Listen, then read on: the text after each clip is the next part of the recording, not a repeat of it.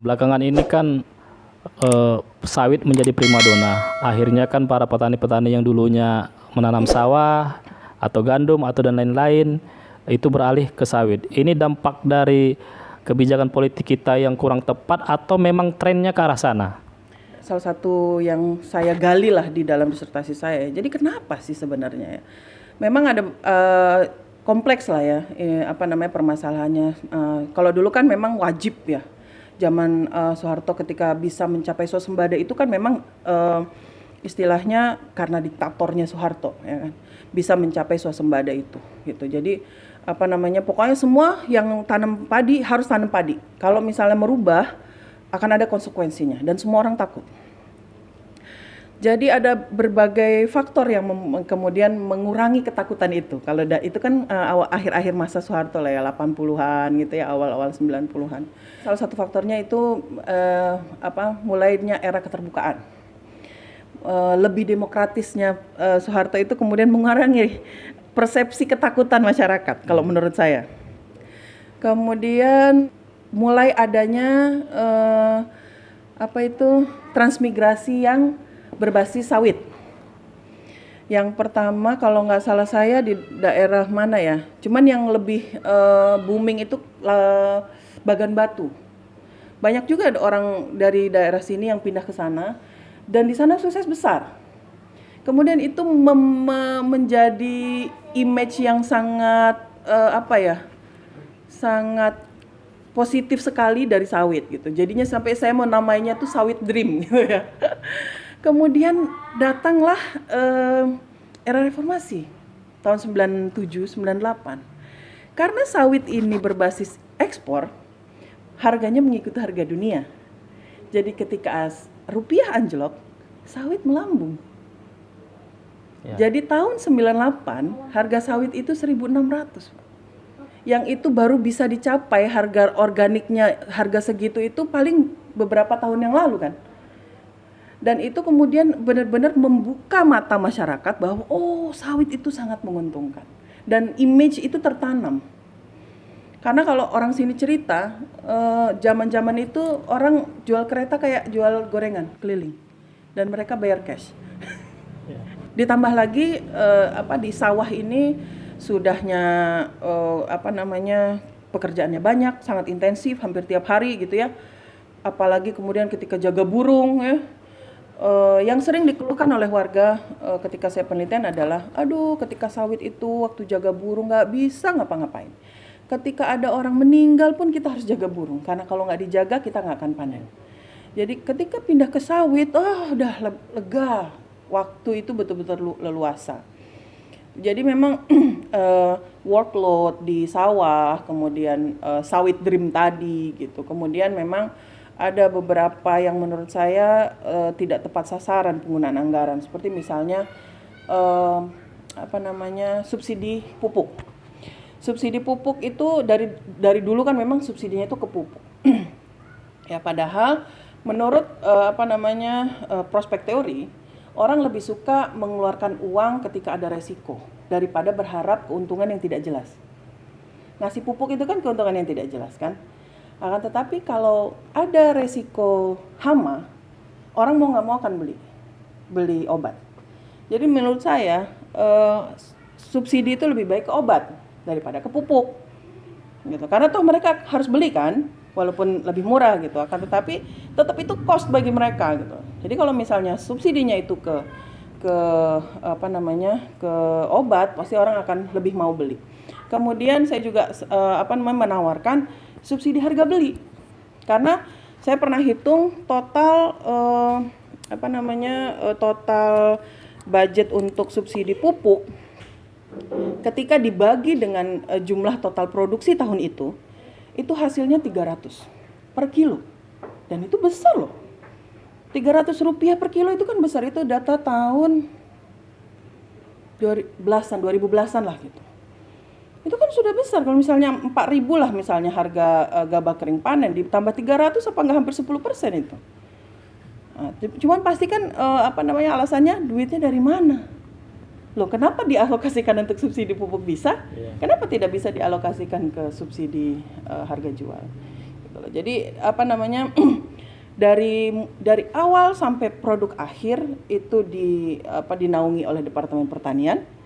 Tapi setelah dia jadi produk, dia dinaungi oleh Departemen Perdagangan. Dan mereka berdua kayaknya kan nggak pernah ini ya, maksudnya yang dijagai dari awal ini kemudian nggak ya lepas begitu saja dan harganya diatur oleh harga pasar, walaupun memang adalah HPP gitu ya kan, tapi kan yang bermain di lapangan kan bukan kilang besar ya kan, berarti pasti harga petani itu pasti di bawah HPP gitu karena ada oke dan sebagainya gitu.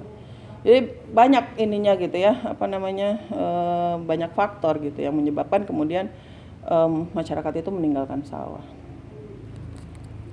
Dengan migrasinya para petani tadi dari tanaman sawah atau tanaman padi ke sawit itu, seberapa besar dampaknya terhadap ketahanan pangan nasional Indonesia?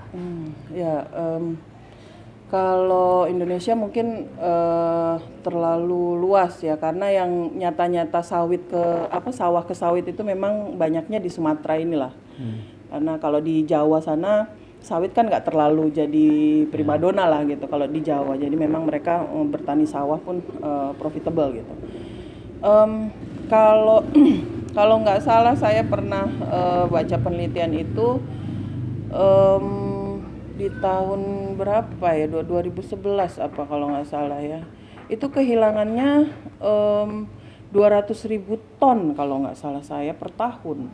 Jadi misalnya setahun ini ada sekian konversi, maka itu berarti kekurangannya sekian gitu loh ya. Kemudian tahun depannya konversi lagi, karena kan dihitungnya dengan berapa luas lahan yang terkonversi dan sebagainya gitu ya.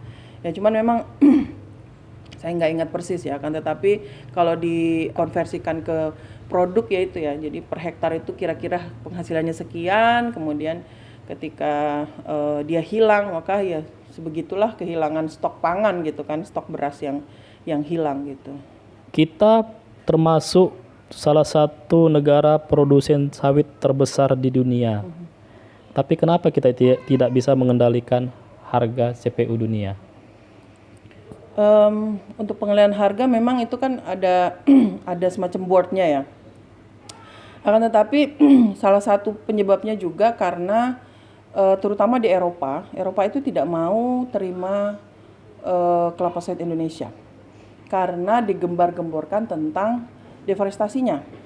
Nah, saya pernah lihat iklan WWF di Jerman waktu itu.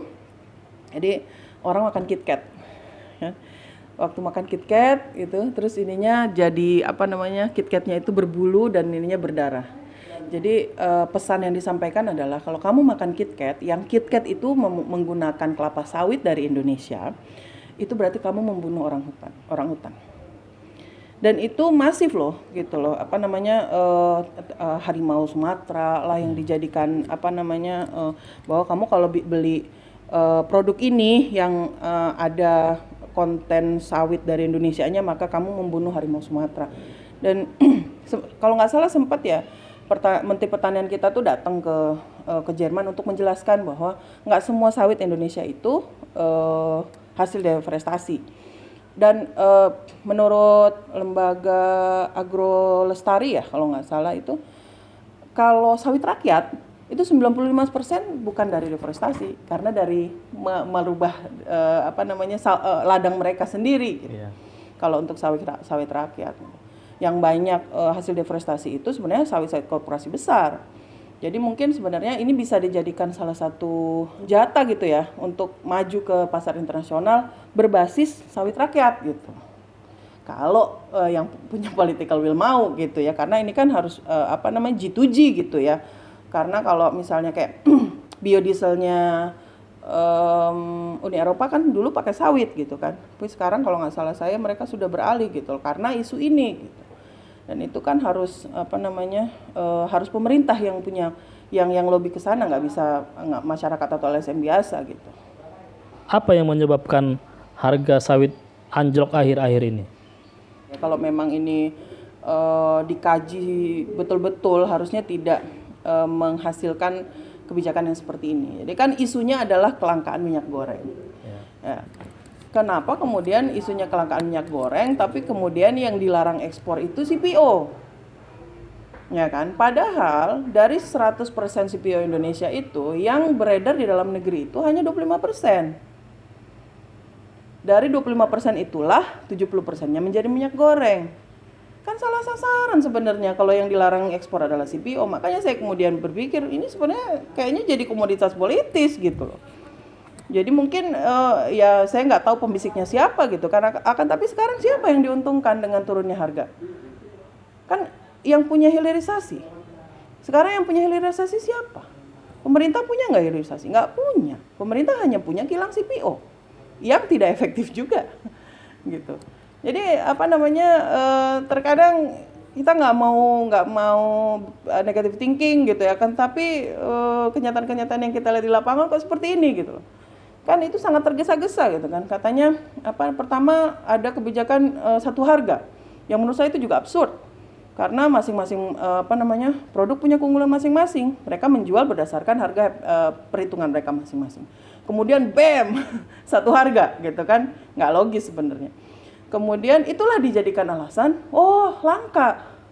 Ternyata ya udah nggak usah deh diimpor CPO, diolah semua aja dalam negeri. Kan itu kan nggak logis karena itu tadi, karena memang orang menanam sawit di Indonesia itu bukan untuk konsumsi dalam negeri. Karena memang untuk konsumsi pasar dunia yang hampir 50%-nya dipasok dari Indonesia gitu loh.